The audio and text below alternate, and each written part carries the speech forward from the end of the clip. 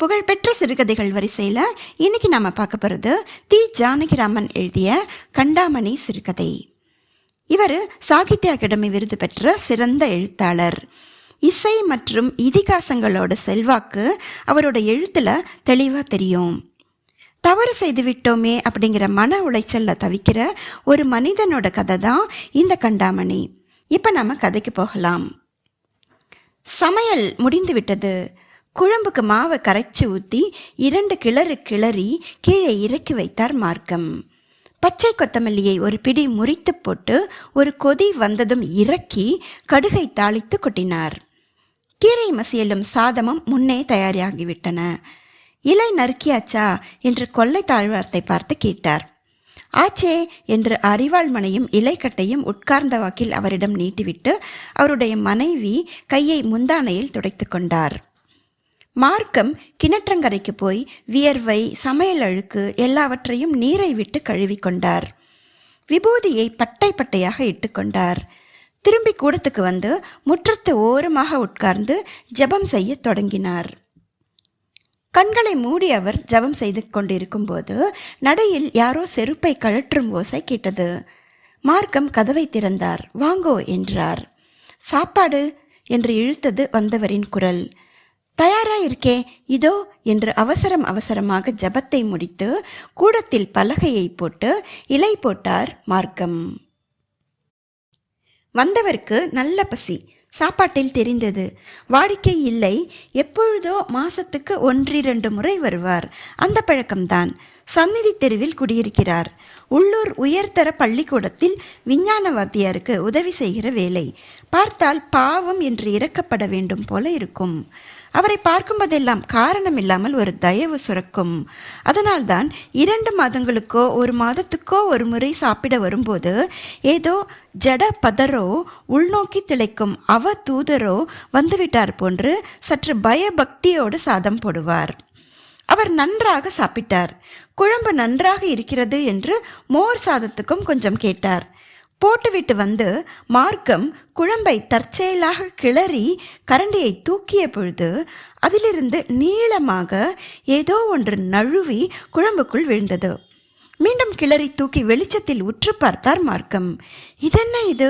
நீளமாக வழவழவென்று சூட்டில் வதங்கி பளபளப்பு சற்று மங்கி பாம்பு குட்டியா அரணையா?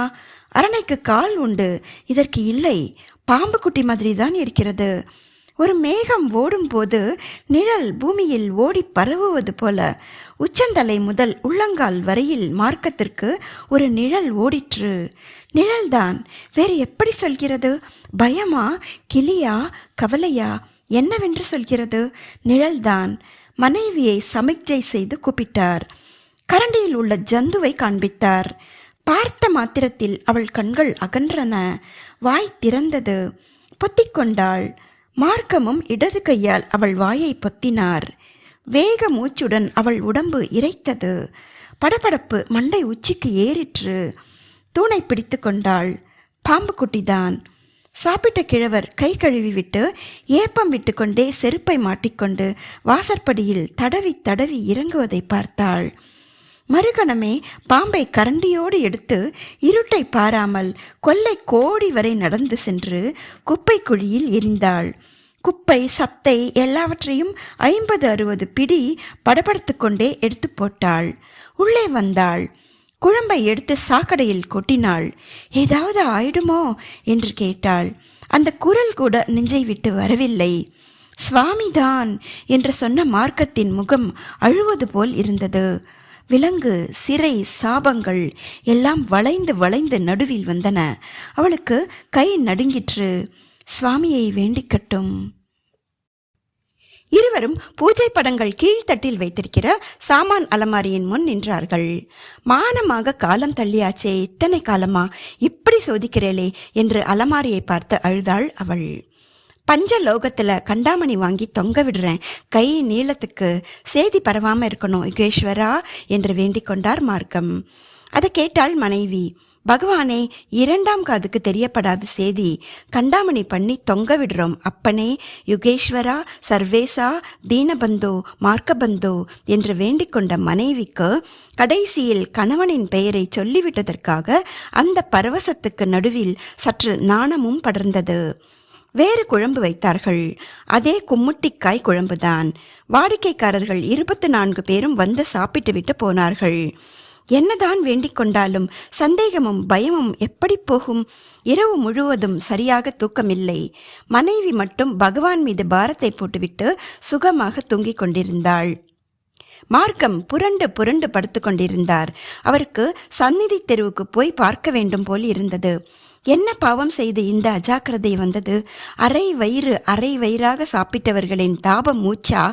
அத்தனை பேருக்கும் இல்லாத துணிச்சலுடன் எந்த கோழிக்கு போடுற மாதிரி போடுறேன், வாங்குற காசு செரிக்கணும், இப்படி வைத்து சுவருக்கு வெள்ளை அடிக்கிறாப்புல மட்டும் போட்டு என்ன பண்றது என்று அந்த நூல் கடை வேம்பு ஐயரின் தாயில்லா பிள்ளை நட்டானே சொன்னானே, இலைமுன் உட்கார்ந்து. அந்த கோபாக்கினியா? மறுநாள் காலை விஞ்ஞான வாத்தியாரின் உதவியாளர் காலமாகிவிட்டார் என்ற செய்தி வந்தது. இரவு 2 தடவை கொல்லை பக்கம் போய் வந்தாராம். தண்ணீர் சாப்பிட்டாராம், படுத்தாராம், தூங்கினாராம். எழுந்திருக்கவே இல்லை. மாரடைப்பினால் இறந்துவிட்டதாக டாக்டர் சொன்னார். ஊர் எல்லாம் சொல்லிற்று. உலகத்தில் நடக்கிற அத்தனை குற்றங்களுக்கும் காரணங்களையும் கர்த்தாக்களையும் கண்டுபிடிக்க முடியும் என்று இருந்தால் எல்லா வீடுகளையும் சிறைக்கூடமாகத்தான் மாற்ற வேண்டும். யுகேஸ்வரர் காப்பாற்றிவிட்டார். ஒரே மாதத்தில் கண்டாமணி தயாராகிவிட்டது. பஞ்சலோகமோ என்னவோ. மணி 1.5 முழம் உயரம். 2 ஆட்கள் முக்கி தூக்க வேண்டும், அவ்வளவு கனம். பார்க்க எத்தனை கம்பீரம்! நாதம் அதைவிட கம்பீரம். வார்த்த ஆச்சாரி சாமானிய ஆச்சாரி இல்லை, வைத்திலிங்க ஆச்சாரி. எப்படித்தான் அந்த அழகை கொண்டு வந்தானோ? முற்றத்தில் அதை கொண்டு வந்து வைத்துவிட்டு போனார்கள் ஆசாரியின் ஆட்கள். மார்க்கம் பார்த்தார். கண்ணை அப்பால் இப்பால் எடுக்க முடியவில்லை. அப்படி ஒரு பெருமிதத்தோடு அது வீற்றிருந்தது. 600 ரூபாய்க்குள் முடிந்து விட்டது மணி. ஓகோ என்று அதிர்ஷ்டம் அடிக்காவிட்டால் பாதகம் இல்லை. அவமானம் வராமல் காத்தானே சர்வேஸ்வரன். 600 என்ன, 6000 கொடுத்தாலும் பொருந்தும். வாடிக்கைக்காரர்களில் மணியை பார்த்து வியக்காதவர்கள் இல்லை. மணி செய்து கட்ட வேண்டும் என்று யாருக்கு தோன்றும்?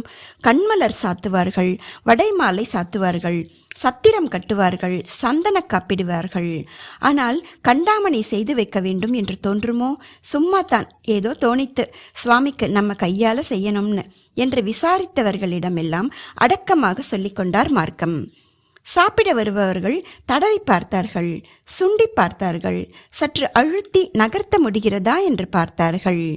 பார்வைக்கு ரொம்ப லட்சணம் என்று பார்த்து கொண்டே இருந்தார்கள். அது என்ன, இப்படி ஒரு தர்மம் பண்ணணும்னு தோணித்து என்று வியப்பும் ஆவலுமாய் கேட்டார்கள். நம்மை எப்படியாவது காப்பாத்திடணும்னு பகவானுக்கு தோன்ற போது நமக்கு இது தோணப்படாதா? நடந்துண்டே புத்துன்னு விழுந்து செத்து போயிடுறான். ஒவ்வொரு அடி எடுத்து வைக்கிற போதும் அதை உள்ளங்கையால் தாங்கி தாங்கி காப்பாத்துறாரே சுவாமி. குடிக்க தண்ணி கொண்டாங்கிறான், கொண்டு வர்றதுக்குள்ள தலை சாஞ்சிடுறது. அப்படி சாயாம யார் காப்பாத்துறா? ஒரு உதாரணத்துக்கு சொல்றேன். பள்ளிக்கூடத்து அட்டெண்டரா இருந்தாரே ஐராவதம், செத்து போறதுக்கு முதல் நாள் ராத்திரி இங்கே வந்து சாப்பிட்டுட்டு போனார். மறுநாள் காலையில் செத்து போயிட்டார். டாக்டர் வந்து பார்த்துருக்கார். ஹார்ட் அட்டாக்னு சொன்னாராம். இல்லாட்டி என்ன சொல்லுவா? மார்க்கம் கடையில் சாப்பிட்டார்டா மனுஷன், அடுத்த வேளைக்கு உசிர் நிக்கலேன்னு தானே சொல்லுவா என்று மூக்கு மலர புகையிலை வாய் கவலையில் திறக்க சொன்னார் மார்க்கம். சேச்சே, அப்படி கூடவா புத்தி கெட்டு போயிடும் ஜனங்களுக்கு? போயிடாது சுவாமி. இருந்தாலும் என்னத்தை கண்டோம், ஒரு பேச்சுக்கு சொன்னேன். உட்கார்ந்து பேசிண்டே இருந்தா என்ன பண்றது? சாதம் அழிஞ்சு போயிடும் போலிருக்கே, இறக்க வாண்டாமா என்று உள்ளே இருந்த குரல் கொடுத்தாள் மனைவி. இதோ வந்தாச்சு என்று உள்ளே எழுந்து போனார் மார்க்கம். அந்த வாடிக்கைக்காரர்கள் 2 பேரும் எழுந்து போனார்கள். இதை பாருங்க, முன்னாலே அந்த மணியை கொண்டு போய் கோயிலில் வச்சுட்டு வாங்க. அப்பா குதிர்க்குள்ள இல்லைன்னு நீங்க பேசுறத பார்த்தா எனக்கு வயத்தை என்னமோ பண்றது என்றாள் அவள். நான் என்ன சொல்லிட்டேன் இப்போ? இதுவரையில சொன்னது போதும். முதல்ல மணியை கொண்டு போய் கோயிலில் கொடுத்துட்டு வாங்க. அது கண்ணில் படுறதா தானே, ஏன் எதுக்குன்னு கேட்குறான். உங்களுக்கும் பேசாமல் இருக்க முடியல. நான் என்ன அத்தனை அசடுன்னு நினச்சியா? நீங்கள் கெட்டிக்காரர் தான், ஆனால் முன்னாடி அதை கொண்டு போய் கொடுத்துட்டு வாங்க. நல்ல வேலை பார்த்திருக்க. கட்டுறதுக்குன்னா நல்ல வேலை, கொடுக்கறதுக்கு என்ன? அன்று மாலையே மணி கோயிலுக்கு போய்விட்டது. 2 நாட்கள் கழித்து வெள்ளிக்கிழமை அன்று பிரகாரத்தில் இருந்த மேடை மீதும் ஏறிவிட்டது. கயிற்றை கட்டி கொடுத்து மார்க்கத்தையே இழுக்க சொன்னார்கள். அவர் இழுத்தார்.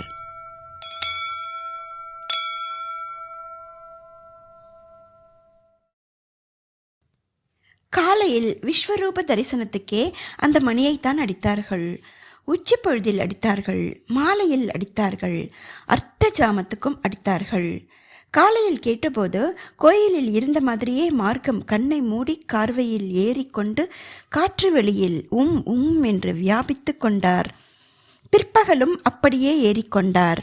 மாலையில் அந்தி வேளைக்கு துணியில் கையை விட்டு ஜபம் செய்து கொண்டே முற்றத்து திறப்பு வழியாக பார்த்தார். வானம் தெரிந்தது, வெள்ளி தெரியவில்லை. டான் என்று மணி தங்க புதையல் போல மிதந்து வந்தது. சாப்பிடலாமே என்ற ஒற்றை செருப்பு ஓசையை தொடர்ந்து குரல் கேட்டது. ஐராவதம் காக்கி சட்டையும் கண்ணாடிக்குள் ஒற்றை பெரிய கண்ணும் பூனை மீசையும் வழுக்கை தலையுமாக எட்டி பார்த்தார். மார்க்கத்துக்கு தூக்கி வாரி போட்டது. இடைக்கழியில் யாரும் இல்லை. ஐராவதம் இறந்து போய் 1.5 மாதம் ஆகிவிட்டது. கண்களை இறுக மூடிக்கொண்டார். மணி அலையில் ஐராவதம் வருவதை எப்படி தடுப்பது? ஐராவதம் இப்போது எட்டி பார்த்து சாப்பாடு கேட்கவில்லை. கடல் அலையில் ஏறி ஏறி இறங்கும் கட்டை போல படுத்த வாக்கில் மேலும் கீழுமாக அலைப்படுகிறார். படுகிறார் இல்லை, படுகிறது. அது ஐராவதம் இல்லை, ஐராவதத்தின் உடல். கடல் அலையும் இல்லை, கும்மட்டிக்காய் குழம்பின் அலை. மார்க்கத்துக்கு பனிக்கட்டியை வைத்தார் போல முதுகு ஒரு தடவை சொடுக்கி எடுத்தது. கண்ணை திறந்து கொண்டார். எழுந்தார். சமையலறையில் போய் இடுப்பில் கையை வைத்து அடுப்பை பார்த்து கொண்டே இருந்தார். என்ன பார்த்துண்டே நிற்கிறேள் என்று மனைவியின் குரல் வந்தது. அப்பவே பிடித்து பார்க்குறேன், அப்படியே அடுப்பை பார்த்துட்டே இருக்கீங்களே, என்ன இருக்கு அந்த அடுப்பில்? ஒன்றுமில்லையே. அவள் அருகே வந்து அவர் முகத்தை பார்த்தாள். என்ன பார்க்குறீங்க? ஒன்றுமில்லையே. ஏன் இப்படி என்று பூஜை அலமாரியிலிருந்து விபூதியை ஒரு சிட்டிகை எடுத்து வந்து அவரது நெற்றியில் இட்டுவிட்டாள் அவள். மணி நீங்கள்லாம் வாங்கி வச்சிங்களா என்று சாப்பிட வந்த மளிகை கடை கணக்கு பிள்ளை கேட்டார். ஆமாம். அம்மா கடார்னு எப்படி கேட்குது? நான் திருவாரூர் மணி, மலைக்கோட்டை மணி எல்லாம் கேட்டிருக்கேன். இந்த மாதிரி சுருளாது. அதெல்லாம் மலைப்பாம்பு மாதிரி சுருள்றது இல்லை என்றார் மார்க்கம். ஆமாம் ஆமாம், பெரிய மலைப்பாம்பு கணக்காக தான் வருது. சத்தம் அந்த மாதிரி தான் இருக்கு. பாரியா, கணம்மா, தக்ஷகன், வாசுகி அந்த மாதிரி. யாரு என்று புரியாமல் கேட்டார் கணக்கு பிள்ளை. தக்ஷகன் தான் பரீட்சித்தை கடிச்சான். வாசுகியைத்தான் மந்தரமலையை சுற்றி கயிறா போட்டு சமுத்திரத்தை கடைஞ்சு ஆலகாலம் அமிர்தம் எல்லாம் எடுத்தா, தேவாளும் அசுராளும். ஆமாம் ஆமாம், மறந்து போச்சு. வாசுகியாது. அப்படின்னா மற்ற கோயில் மணியெல்லாம் குட்டிப்பாம்பு, நம்ம மணி மலைப்பாம்புன்னு சொல்கிறேள் என்றார் மார்க்கம். இலை போடலாமா என்ற மார்க்கத்தின் மனைவியின் குரல் வந்தது. போடலாமே, நான் கை வேலையாக இருக்கேன், இப்படி உள்ளே வாங்க. இதோ என்று மார்க்கம் உள்ளே போனார். மணிக்கு உதாரணம் பேர் சொல்ல இதுகள் தானா கிடச்சிது? ராத்திரி வேளையில் என்ன இது தட்சகன் வாசுகி அப்படின்னு அவர் சொல்லலேடி, நான் தான் சொன்னேன். சரி சரி, கணக்கு பிள்ளை சாப்பிட்டு விட்டு போனார். இரவு 10 மணிக்கு மீண்டும் பிரம்மாண்ட ஓசையாக வந்தது அர்த்த ஜாம அமளி. மார்க்கம் படுத்து கொண்டிருந்தார். சற்றைக்கொரு தரம் எழுந்து அந்த பழைய சாந்தி கல்யாண மெத்தையை தூக்கி பார்ப்பார். மீண்டும் படுப்பார். என்னடி அங்க? எங்க? அதோ பாரு, முத்தத்தில். ஒன்றும் இல்லையே. இல்லை, அசையறது பாரு. விளக்கை எடு. விளக்கை எடுத்ததும் அது மறைந்து விட்டது. மாட்டியதும் மீண்டும் தெரிந்தது. அதை பாரு. மனைவி பார்த்தாள். மேலும் கீழும் பட்சியை தொடர்கிற மாதிரி பார்த்தாள். எழுந்து தூணிலிருந்து தொங்கிய நாரை வரக்கென்று இழுத்து அறுத்தாள். இதோட நிழல்தான். அப்பா, என்னமோ ஏதோன்னு பயந்து போயிட்டேன். பிறகும் தூங்கவில்லை அவர். விளக்கை பெரிது பண்ணி படுத்து கொண்டார். மனைவியும் குழந்தையும் தூங்கிக் கொண்டிருந்தார்கள். அம்மா என்று மாடு கத்திற்று. பால் கறக்கிற நேரம் அதற்குள்ளாகவா? அவர் தூங்கத்தான் இல்லை. விஸ்வரூப பூஜை கணார் என்று கேட்டது. மார்க்கம் எழுந்து பல்லை தேய்த்தார். வெற்றிலையை போட்டுக்கொண்டு புகையிலையை அடக்கி கொண்டே போனார். தர்மகத்தாவின் வீட்டுக்கு போனார். வாங்க என்றார் திண்ணையில் ஆளோடு பேசிக்கொண்டிருந்த செட்டியார். வாசலில் அவர் மனைவி சாணம் தெளித்து கொண்டிருந்தாள். உங்க மணியை பற்றி பேசாதவங்க யாரும் இல்லை சாமி. ராத்திரி அம்மாப்பேட்டையில் படுத்துட்டு இருந்தானா. எத்தனை மைல் அது? 9 கல். ஏண்டா? ஆமாஞ்சாமி, எம்மான் சத்தம் சும்மா தும் தும்முன்னு மிதந்துட்டு வருது. அது விஷயமா தான் பேச வந்தேன் செட்டியார். அதை கேட்குற போதெல்லாம் நாம தான் பண்ணி வச்சோன்னு ஒரு அகங்காரம் வந்து நிற்கிறது. அது ரொம்ப தப்பு இல்லையோ? அட நீங்கள் என்ன சாமி, குப்பை தொட்டி வாங்கி வைக்கிறவங்கெல்லாம் ஊரை கூட்டி மோளம் அடிக்கிறாங்க, முழு நீளத்துக்கு சாசனம் எழுதி வைக்கிறாங்க. தர்மகத்தாவின் மனைவி டப்பாவை திறந்து கோலமாவை எடுத்து புள்ளிகள் வைத்த பிறகு இப்பொழுது நெளியாக கோடு இழுத்து கொண்டிருந்தாள். என்னமோ எனக்கு நான் செஞ்சது சரியா படலை. எத்தனை பெரிய மனுஷாலாம் இருக்கா. நான் அதிக பிரசங்கி மாதிரி என்னமோ செஞ்சிட்டேனோ அப்படின்னு இருக்கு. ஒவ்வொரு தடவையும் மணியோசை கேட்குற செய்யலாம் இந்த நினைப்பு வந்துட்டே இருக்கு. அதுக்கு தான் நான் வேறு தினசாக ஒரு யோசனை தோணுச்சு, சொல்லலாம்னு வந்தேன். என்னையாது? அதே பெருமானத்துக்கு சின்னதாக 4-5 வெள்ளி மணி பண்ணி வச்சிடலாம்னு பார்த்தேன். பிள்ளையாருக்கு 1, பகவானுக்கு 1, அம்பாளுக்கு 1, சுப்பிரமணியருக்கு 1. இதை நான் எடுத்துட்டு போயிடுறேன். என்ன இது? ஆமாம் செட்டியார், என் அந்தஸ்து என்ன? நான் மூலையில் கிடக்க வெள்ளிமணி பண்ணி வைங்க, வேண்டான்னு சொல்லலை. இதை திருப்பி எடுத்துகிட்டு போகிறதாவது. எங்கள் அப்பன் உங்கள் மனசில் பூந்து ஒன்று பண்ணிகிட்ருக்கான், ரொம்ப நல்லா இருக்கு. யாராவது கேட்டால் சிரிப்பாங்க. மார்க்கம் வெளிரி போய் நின்றார். செட்டியாரோடு பேச பேச அவர் பிடிவாதம்தான் இறுகி கொண்டிருந்தது. மார்க்கம் சோர்ந்து போய் வீட்டுக்கு திரும்பினார். அவர் குளிக்கும்போது காலை பூஜை நேரத்து மணியோசை கணார் என்று வந்து அவர் மீது அதிர்ந்தது. முழு செவிடர்கள் எப்படி இருப்பார்கள் என்று கற்பனை செய்து பார்க்க முயன்றார் அவர். இந்த வரிகளோடு இந்த கதை நிறைவடைகிறது. ஒரு பாவம் அதை தெரிஞ்சு செஞ்சாலும் தெரியாமல் செஞ்சாலும் என்னதான் பரிகாரம் செஞ்சாலும் மனசாட்சி உள்ள மனங்களுக்கு இறுதி வரைக்கும் உறுத்தத்தான் செய்யும் இல்லையா? நன்றி, வணக்கம்.